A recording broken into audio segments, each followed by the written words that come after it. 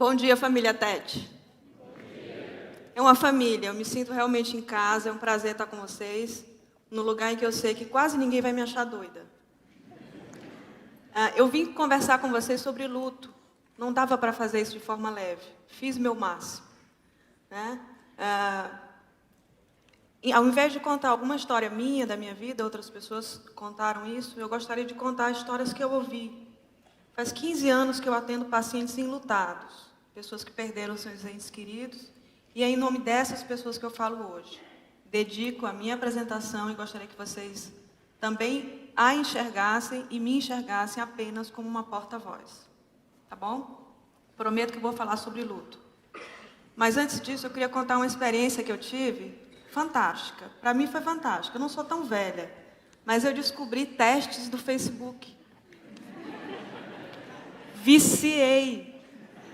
O primeiro que eu fiz foi esse que vocês estão vendo aí, né? Se fosse uma princesa da Disney, que princesa eu seria? Deu Elsa. Bom, Elsa é Elsa, né? Me empolguei, né? Continuei fazendo. Deu a da cerveja. Achei que deu até... Dá para confiar. Fui fazendo. Aí comecei a fazer que vilã eu seria. Esse eu não tive coragem de publicar. Que biscoito você seria? O meu deu cookie.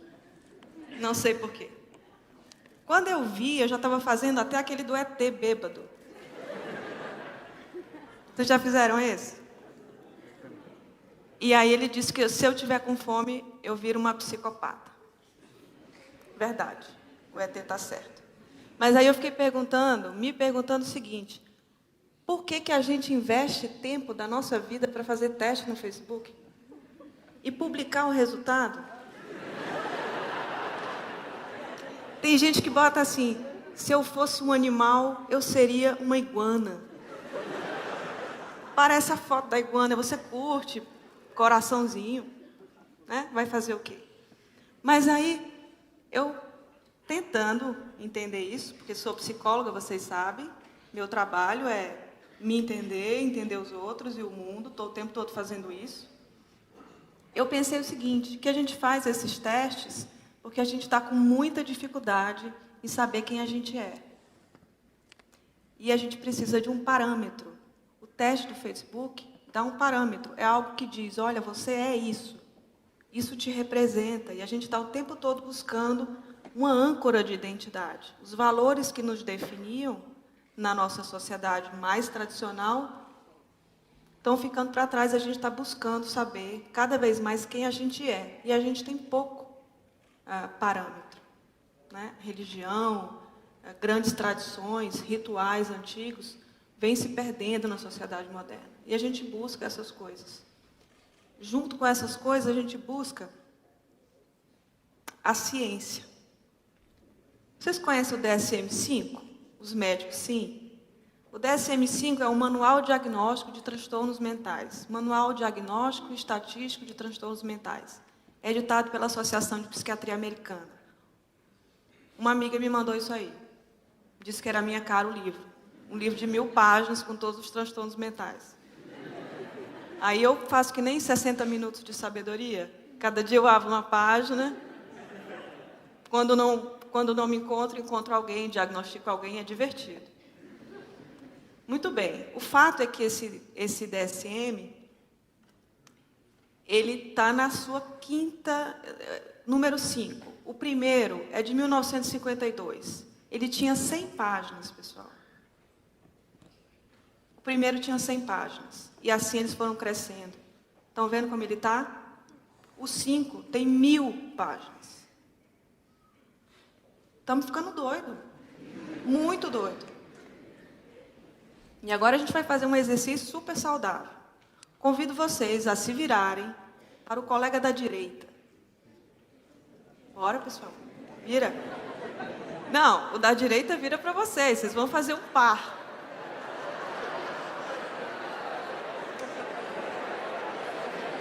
Ó, bora, é sério. Agora vocês vão olhar profundamente no olho da pessoa.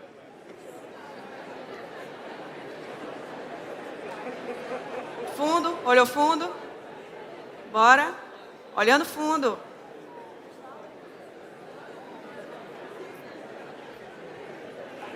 Ué?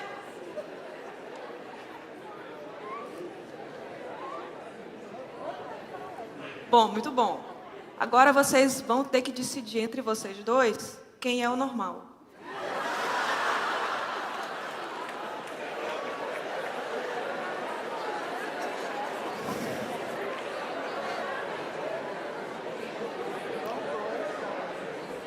Segundo essa pesquisa de Harvard, não é qualquer um, é Harvard, 1 em cada 2 americanos vai desenvolver um transtorno psiquiátrico ao longo da vida. Metade. O brasileiro não fica atrás, não. Tá aí, ó. A gente varia entre uma estatística de 20% a 56% ao longo da vida. Está todo mundo doido mesmo? Ou os padrões estão se ampliando muito? O que a gente vê é que o crescimento do DSM é uma inflação diagnóstica. Muitos diagnósticos. Tudo é doença. A gente compra o tomate na segunda porque faz bem. No domingo já dá câncer. Compra o ovo na terça, na segunda já não pode, colesterol alto, depois diz que é bom para colesterol. A gente fica doido. Né? Então, a gente tá assistindo um ampliamento, uma ampliação dos padrões de comportamento. Qualquer um de nós, se abrir o DSM, vai achar alguma coisa que vai se identificar. A gente está patologizando a vida. A vida, se não for vivida dentro daquele padrão muito rígido, tudo é doença. E aí a gente tem uma série de diagnósticos. Transtorno delirante de ciúme, transtorno de personalidade dependente, transtorno de déficit de atenção e hiperatividade, ou sem hiperatividade, depressão de todo mundo. Não é? E aí a gente faz o quê? A gente faz a velha terapia do remédio. A gente não quer sofrer. A gente vai ou para o psiquiatra, ou para o psicólogo, ou para ambos. Ou vai para a mesa do bar. O fato é que a gente não quer mais sofrer. A gente não aguenta nenhuma dor na unha mais. E o que dizer da dor que a gente sente quando alguém que a gente ama morre? Se a gente não aguenta nem aquela dor na unha, vocês imaginam essa. A gente não fala sobre morte, a gente não fala sobre luto. E cada um de nós temos e vamos ter várias perdas ao longo da vida. O João estava contando que depois da doença dele, ele pegou o barco e saiu. Ele teve um momento de virada na vida dele. Provavelmente ele encontrou a morte ali. A gente vai ter a oportunidade de fazer essa virada hoje, sem necessariamente perder ninguém e sem ter um encontro real com a morte. A gente vai aprender através da experiência de outras pessoas. Das 10 coisas que eu vou dividir com vocês aqui, a primeira é que nenhuma teoria é capaz de explicar o luto. A gente tem muita teoria. Faz 18 anos que eu estudo isso. Freud, Jung, Elizabeth Kubler-Ross, Parks, blá, blá, blá. Um monte de gente fala sobre luto. Mas a experiência de viver o luto, ela é única. Só quem vive sabe o que é. E cada um vive a dor a seu modo. A teoria não é capaz de explicar. Porque o luto é como o amor.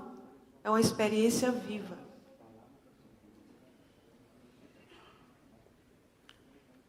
O luto é um produto do seu lugar e da sua cultura. Para isso eu não vou usar vou usar uma experiência minha de tabela. Quando eu tinha 7 anos, o meu pai me contou uma história que ele enterrou um irmão numa caixa de sapato. Um irmão recém-nascido. Naquela época, no sertão, isso era comum. As crianças eram enterradas ali mesmo, no quintal. Quando eram recém-nascidas, nem batizadas eram. Eu fiquei apavorada quando ele me contou isso a primeira vez. Como que ele criança, ele então, com 7, 8, um irmãozinho dentro de uma caixa de sapato, rumo ao mato para enterrar o irmão. E eu fiquei, meu Deus, que caixa ele vai me botar se eu morrer? Eu estou com 7 anos. Aí tem que ser uma caixa de TV, ou de sapato, não vai me caber. Mas aquilo mexeu comigo. Isso deve fazer 50 anos só. E a nossa visão de morte está completamente diferente. A gente protege as crianças da morte até onde dá. A gente se protege da morte até onde dá. E ela faz parte do nosso cotidiano, ela é parte da nossa vida. O luto não é doença. Às vezes ele se manifesta no corpo. Dor de cabeça, dor de estômago, moleza, dores musculares. A gente fica mais suscetível a ter gripe. O sistema imunológico aparentemente fica abalado. E a gente fica mais propenso a adoecer. Mas o luto não é uma doença, é uma reação esperada e normal à perda de alguém que a gente ama. Então não é depressão. Não é estresse. Não é transtorno de estresse pós-traumático. É luto. Luto é esperado, não é doença. Isso eu queria que ficasse muito na cabeça de vocês hoje. Quando vocês encontrarem alguém de luto, ou quando vocês mesmos estiverem de luto, lembrem disso. Não é doença. E por que eu estou falando isso e frisando, pisando e repisando?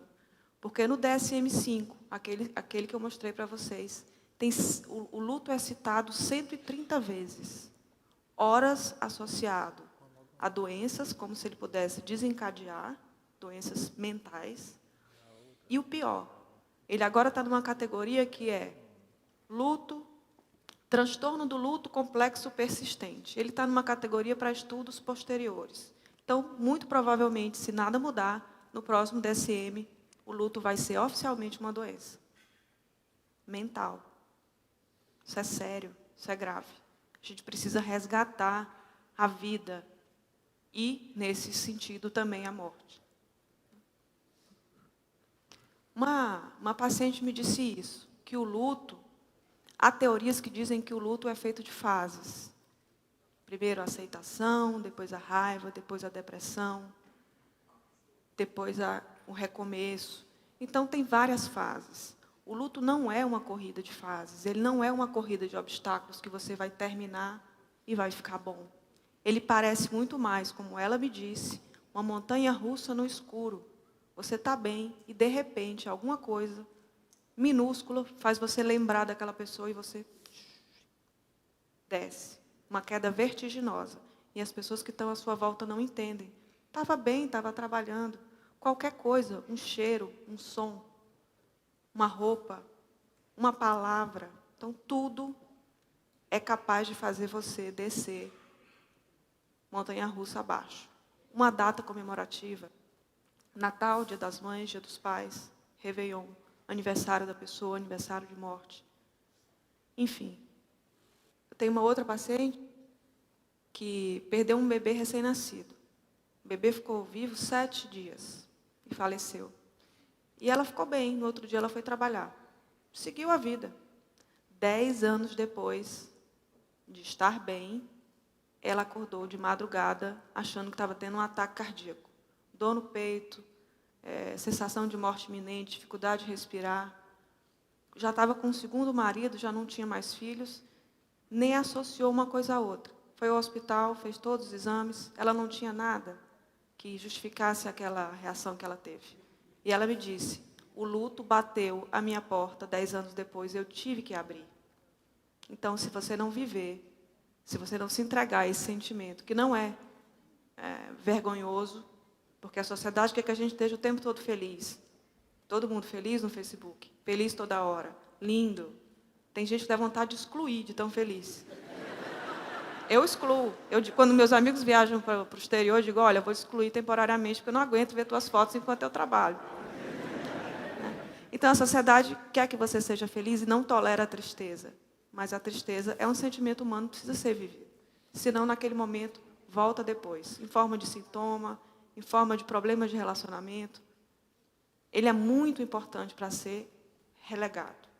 Outra moça me disse,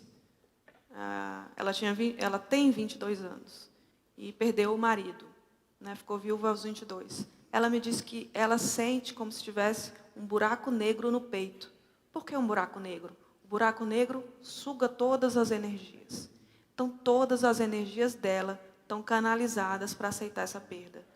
Até tomar banho e almoçar é uma energia que ela não tem para desprender.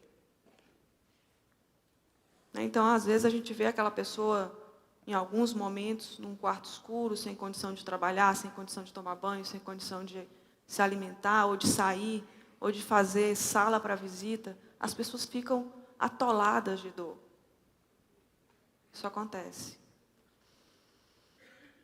A gente nunca está preparado para perder quem a gente ama. Nunca. Então não dá para se preparar. Não dá para preparar alguém para perder alguém. A não ser que a gente ame sabendo que um dia pode perder.